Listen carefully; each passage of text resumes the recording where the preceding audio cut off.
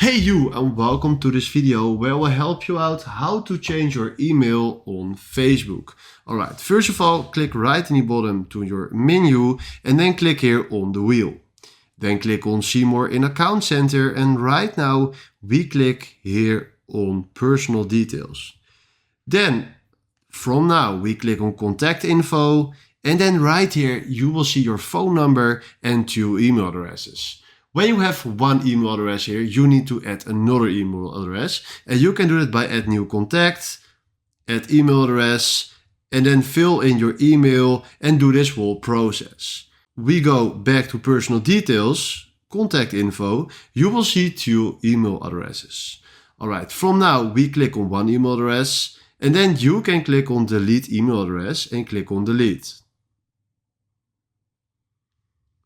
Then you need to fill in your password, and after this you deleted your old email address and change it to the new one once you create a new profile or if you already had another email.